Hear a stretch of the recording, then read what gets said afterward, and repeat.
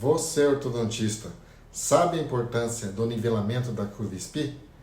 A curva SPI é uma linha anteroposterior que tangencia as pontas de cúspides vestibulares dos dentes posteriores e as bordas incisais dos incisivos. A curva SPI foi descrita por um alemão chamado Ferdinand Graf von Spee em 1890. Você sabe dizer quais dentes estão em posição incorreta em uma curva SPI acentuada? Para saber isso, você precisa saber que a posição vertical dos molares e pré-molares é a altura mais inferior do fechamento da mandíbula. São esses dentes que definem a altura da face.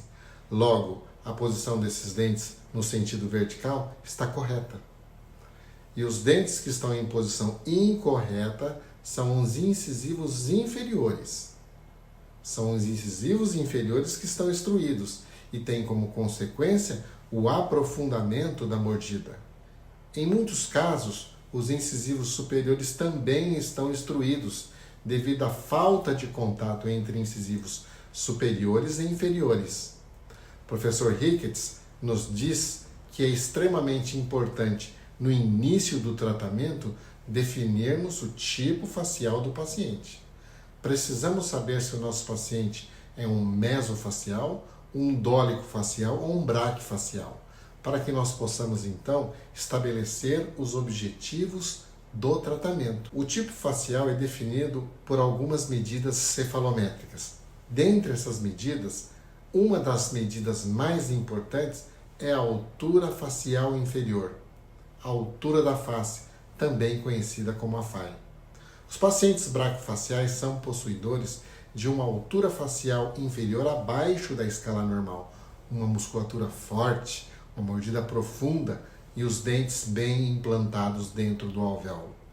Já os pacientes dólico-faciais possuem uma altura facial inferior acima da escala normal, uma musculatura flácida e muitas vezes mordida aberta.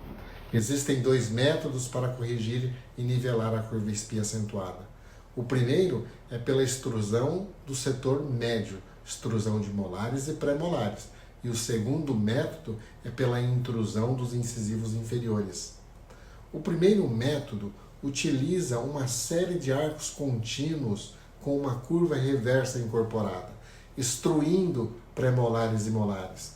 Isto porque o plano oclusal nessas técnicas é o plano que passa pela cúspide distal do molar inferior até a borda dos incisivos inferiores. Ou seja, através de dois dentes mal posicionados, querer estabelecer uma relação de oclusão normal.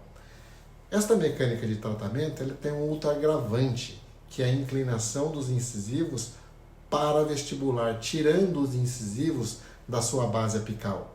Lembrando que base apical é o equilíbrio entre a implantação dos dentes, a musculatura do lábio e a musculatura da língua. O incisivo inferior, então, vai forçar o lábio inferior. E o que vai acontecer quando você retirar o aparelho? A musculatura vai intruir os molares e pré-molares que você tirou do lugar e o lábio inferior vai pressionar o incisivo inferior para a lingual, tentando buscar um equilíbrio funcional.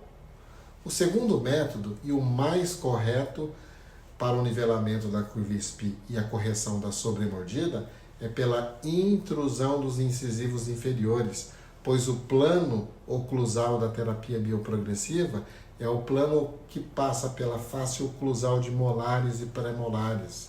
Neste caso, a referência está correta, pois são os pré-molares e molares que definem a altura da face.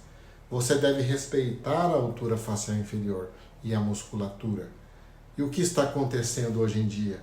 É uma avalanche de recidivas pós-tratamento, sem contar com os inúmeros efeitos colaterais que podem advir desse tipo de abordagem. Pense nisso. Um grande abraço.